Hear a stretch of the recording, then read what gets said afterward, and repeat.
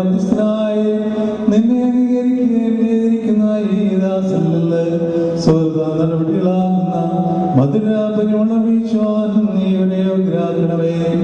ആത്മാർത്ഥമായ സ്നേഹവും യോജിപ്പും ശാന്തതയും വികാരപരിതമില്ലാത്ത ഐക്യവും എല്ലാം ഉണ്ടാകുമാറാകണമേ. ആത്മാവിലും ശരീരത്തിലും പരസ്പരം നിർമ്മലത സംരക്ഷിക്കുവാൻ ഇവർക്ക് ശക്തി നൽകണമേ. ഇവർ നിനക്കും നിന്റെ പിതാവിനും പരിശുദ്ധവുമായി ക്രിസ്തുവിനും സ്തോത്രവും കരയേറ്റുമാറാകണമേ.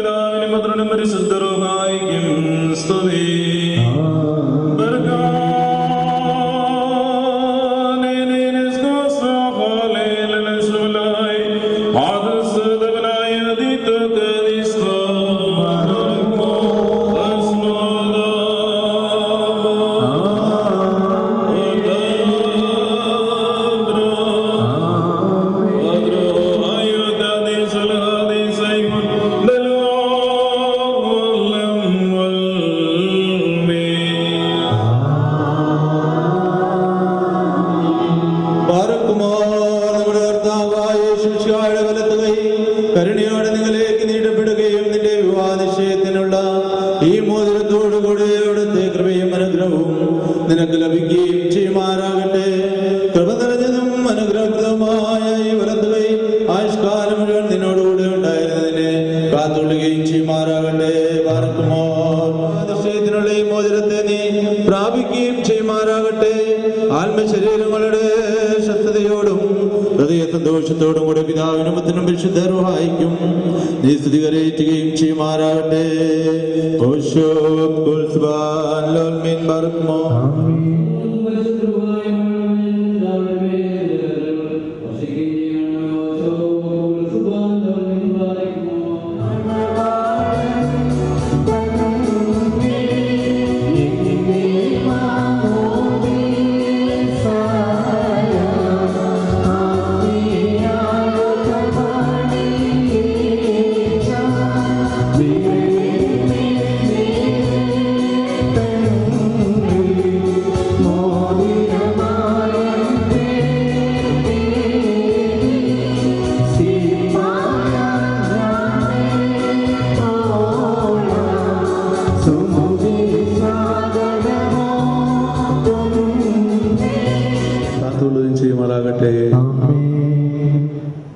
മോതിരവാഴുവിൻ്റെ ശുശ്രൂഷ കഴിഞ്ഞിരിക്കുകയാണ്. തുടർന്ന് കിരീടവാഴുവിൻ്റെ ശുശ്രൂഷയാണല്ലോ. രണ്ട് കുടുംബങ്ങളിൽ ജനിച്ചു വളർന്ന രണ്ട് വ്യക്തികളെ ദൈവസന്നിധിയിൽ കൊണ്ടുവന്ന് അവരെ ഒരുമിപ്പിക്കുന്നതിന് വേണ്ടി നടത്തപ്പെടുന്ന കൂദാശയാണല്ലോ.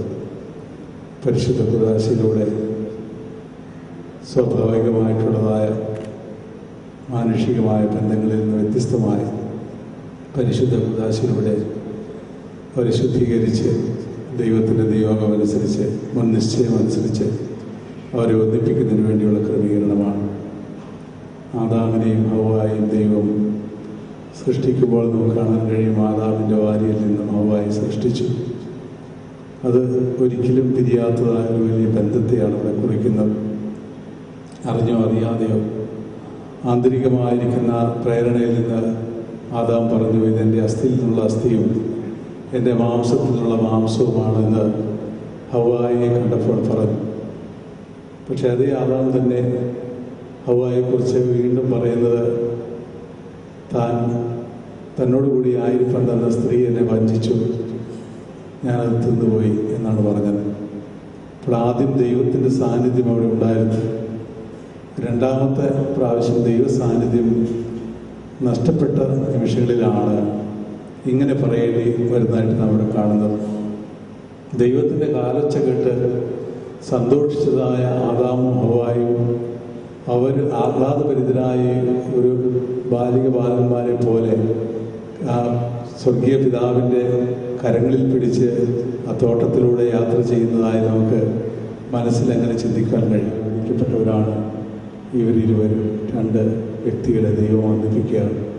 മുൻ നിശ്ചയമനുസരിച്ച് ദൈവത്തിൻ്റെ ആലോചന ഇതിൻ്റെ പിന്നിലില്ല എങ്കിൽ ഇങ്ങനെ അവർക്ക് ഒരുമിച്ച് ഇവിടെ കൂടി വരുവാൻ കഴിയുകയില്ല. നമ്മൾ മാനുഷികമായിട്ട് ചിന്തിച്ചാൽ ഇങ്ങനെ കാരണന്മാരൊക്കെ വന്ന് കണ്ട് പരിചയപ്പെട്ടു അല്ലെങ്കിൽ അങ്ങനെയുള്ളതായ ചിന്തകളിലൂടെ നാം പോവുകയുള്ളൂ. എങ്കിൽ തന്നെ അതിന് പിന്നിലുള്ളതായ ദൈവികമായ വലിയൊരു പദ്ധതി എൻ്റെ പിന്നിലുണ്ട്. അപ്പോൾ ദൈവം അവരുടെ അമരത്ത് ഉണ്ടെങ്കിൽ ദൈവ സാന്നിധ്യം കൊണ്ട് നിറയുന്ന ഒരു കുടുംബം പടുത്തുവരുത്താൻ അവർ കഴിയും. ദൈവം അവരുടെ കൂടെ ഉണ്ടായിരിക്കും. തലമുറ അനുഗ്രഹിക്കപ്പെടും. നമുക്കറിയാം, ടൈറ്റാനിക് കപ്പൽ നിർമ്മിച്ചവരും അതിലുണ്ടായിരുന്നവരൊക്കെ ചിന്തിച്ചത് ഇത് തകർന്നു പോവുകയില്ല.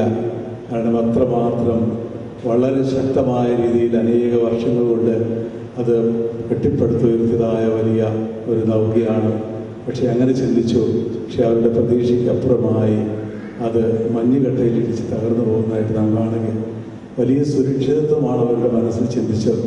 പക്ഷെ അവിടെ ഒരൊറ്റ കാര്യം മാത്രമേ ദൈവത്തോട് പോലും വെല്ലുവിളിക്കുന്നതായിട്ട് നമ്മളവിടെ കാണുകയാണ്. പക്ഷെ നോഹിൻ്റെ പെട്ടകം നാം കാണുന്നത് അങ്ങനെയല്ല. അവിടെ നോഹിനോട് ദൈവം അരുളി ചെയ്തതുപോലെ മഴ പെയ്യുമെന്നും ലോകത്തെ നശിപ്പിക്കാൻ പോവുകയാണെന്നും ഇതെല്ലാം അറിയിക്കുന്ന ദൈവത്തിൻ്റെ വാക്കുകളിൽ വിശ്വസിച്ചതാണ് നോഹ പെട്ടകമുണ്ടാക്കി. അവനും അവൻ്റെ കുടുംബവും അതിനകത്ത് പ്രവേശിച്ചു. അവൻ്റെ മക്കളും അവരുടെ കുടുംബവും പ്രവേശിച്ചു. അവിടെ നമുക്ക് കാണാൻ കഴിയുന്നത് വലിയ ആപത്തിൻ്റെ മധ്യേ, വലിയ അപകടത്തിൻ്റെ മധ്യേ, ചുറ്റുപാട് മുഴുവനും അപകടം നടന്നുകൊണ്ടിരിക്കുക. അവിടെ മഴ പെയ്ത് വെള്ളം പൊങ്ങി സകല ജീവജാലങ്ങളും നശിച്ചുകൊണ്ടിരിക്കുമ്പോൾ അതിൻ്റെ ഉള്ളിൽ സുരക്ഷിതരായിരിക്കുന്ന നോഹിൻ്റെ കുടുംബത്തെ നാം അവിടെ കാണുകയാണ്. കാരണം ദൈവം അവരുടെ കൂടെ ഉണ്ടായിരുന്നു. ദൈവം കൂടെയുള്ളതായ കുടുംബം ആയിത്തീരുമ്പോൾ ഉണ്ടാകുന്ന കാരണം ഇവിടെ നാം കാണുന്നത് അവിടെ ഏറ്റവും വലിയ ഭയാനകമായ അവസ്ഥയാണെങ്കിൽ ഉള്ളിൽ അവർ ദൈവത്തെ പാടി സ്തുതിക്കുന്ന ഒരു അനുഭവമായിരുന്നു. കുടുംബ ജീവിതം ഇത് തന്നെ ആയിത്തീരുമ്പോൾ എന്നും അനുഗ്രഹിക്കപ്പെടും. അവിടെ കഷ്ടതയുണ്ട്, പ്രയാസമുണ്ട്, കണ്ണുനീരുണ്ട്, ദുഃഖമുണ്ട്. പക്ഷെ ഇവിടെയൊക്കെ ദൈവസാന്നിധ്യത്തിൽ അവരൊന്നായി ദൈവസന്നിധിയിലായിക്കൊണ്ട് ഇതെല്ലാം പരസ്പരം സ്നേഹത്തിലൂടെ പങ്കുവയ്ക്കുമ്പോഴാണ് കുടുംബം അനുഗ്രഹിക്കപ്പെടുന്നത്. രണ്ടുപേരും ദൈവത്തിൽ നിന്ന് അനുഗ്രഹം ഏറ്റുവാങ്ങി പരസ്പരം പങ്കുവയ്ക്കുന്നതിനായിത്തീരണം. വധു വരനിൽ നിന്നും വരൻ വധുവിൽ നിന്നും അല്ല, ദൈവത്തിൽ നിന്നാണ് പരസ്പരം ഏറ്റുവാങ്ങുന്നത്. അപ്പോൾ അവരുടെ കുടുംബജീവിതം അനുഗ്രഹിക്കപ്പെടും. ദൈവിക നന്മകളുണ്ട് നിറയപ്പെടും. ദൈവാനുഗ്രഹം അവരുടെ ജീവിതത്തിലുണ്ടാകും. കൃപ കൊണ്ട് നിറയപ്പെടും. അത് സഭയും ക്രിസ്തുവും തമ്മിലുള്ള ബന്ധം പോലെ ആയിത്തീരുകയാണ്. സഭയെ ക്രിസ്തു ദേവനാണ്, കർത്താവാണ് തൻ്റെ വിലാപ്പുറത്തെ രക്തത്താൽ വീണ്ടെടുത്തത്. സഭയെ ഉടലെടുക്കുവാൻ കാരണം അങ്ങനെയാണ്. വരൻ്റെ മാതാപിതാക്കൾ വധുവിൻ്റെയും മാതാപിതാക്കളാണ്. വധുവിൻ്റെ മാതാപിതാക്കളും വരൻ്റെയും കൂടി മാതാപിതാക്കളാണ്. ആ ഒരു പരസ്പര ബന്ധവും സ്നേഹവും രണ്ട് കുടുംബങ്ങളും അവരുടെ ചാർച്ചക്കാരും ഒന്നായിത്തീരുമ്പോൾ സ്വർഗം സന്തോഷിക്കും. അതുകൊണ്ട് ഇരുവരെയും, ജിത്തിനെയും ജുബിൻ രണ്ടുപേരെയും ദൈവം അനുഗ്രഹിക്കട്ടെ. എല്ലാവിധമായ ആശംസകളും എല്ലാവരുടെയും പേരിൽ നേർന്നുകൊണ്ട് എൻ്റെ വാക്ക് വെച്ചിട്ട് ദൈവനാമം മഹത്വപ്പെടും. ദൈവമേ നിനക്ക് സ്തുതി.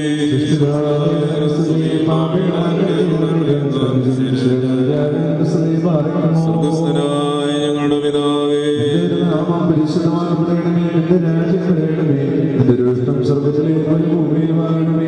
ഞങ്ങൾക്ക് ആവശ്യമുള്ള ഞങ്ങൾക്ക് തരണമേ. ഞങ്ങളുടെ കാരുണ്യം ക്ഷമിച്ചതുപോലെ ഞങ്ങളുടെ പാപം ഞങ്ങളോട് ക്ഷമിക്കണമേ. പരീക്ഷയിലേക്ക് ഞങ്ങളെ പ്രവേശിപ്പിക്കരുതേ, പിന്നെയോ ദുഷ്ടനെ ഞങ്ങളെ രക്ഷിച്ചു കൊള്ളണമേ. എന്നോട് ശക്തിയും മഹത്വവും കൃപ നിറഞ്ഞ പറയുമേ നിനക്ക് സമാധാനം. നമ്മുടെ കൂടെ സ്ത്രീകളിൽ വാഴ്ത്തപ്പെട്ടവളാകുന്നു. ദൈവഫലമായി വാഴ്ത്തപ്പെട്ടവനാകുന്നു. ശുദ്ധമുള്ള പാപികളായ ഞങ്ങൾക്ക് വേണ്ടി ഇപ്പോഴും ഇപ്പോൾ ഞങ്ങളുടെ മരണസമയത്തിലും ദൈവം തമ്പുരാനോട് വീഴ്ചയുള്ളവരണമേ.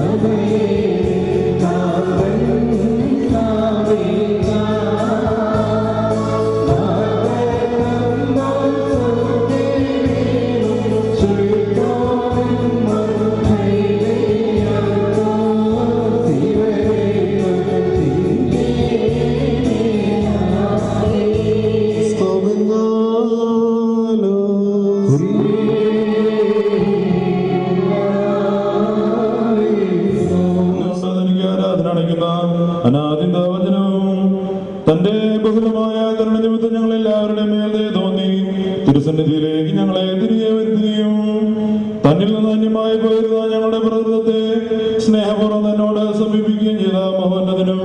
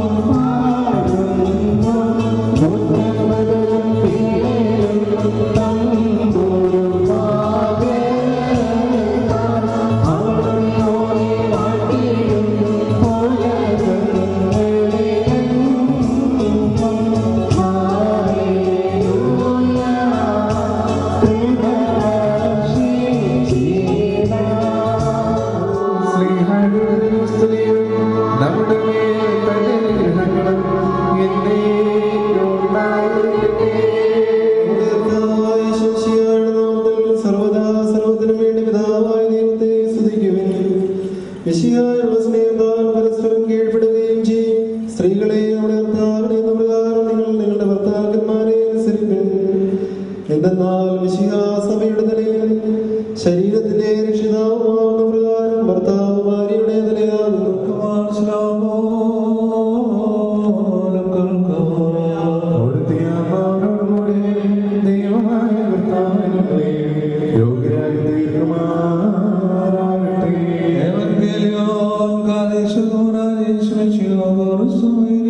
من متاع سليغو مكر سرد مكر سايق فرقو من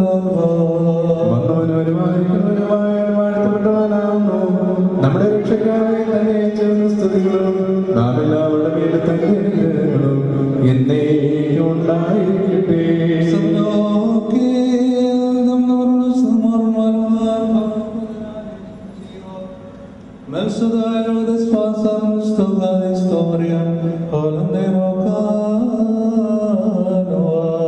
അങ്ങനെ വിശ്വസിച്ച ഞങ്ങൾ ഏറ്റുപറയുന്നു.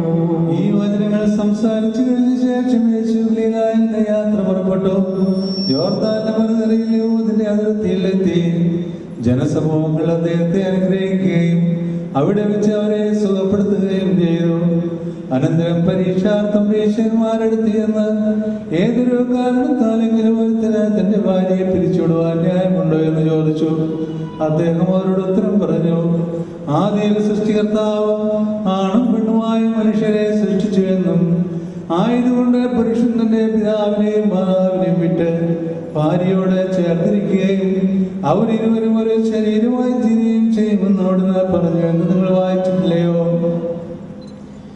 ആകയാൽ അവർ രണ്ടല്ല ഒരു ശരീരമാകുന്നു. അതുകൊണ്ട് ദൈവം സംയോജിപ്പിച്ചതിനെ മനുഷ്യൻ വേർതിരിക്കരുത്.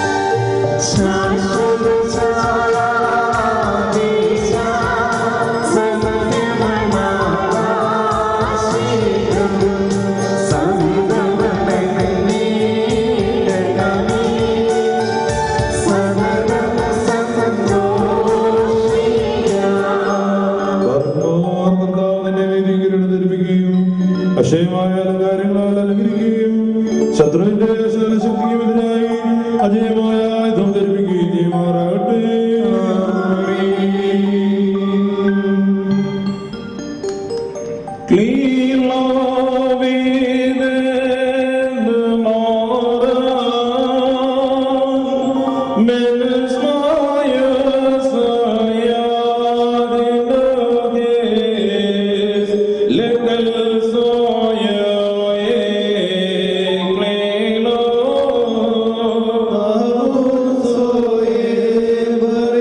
So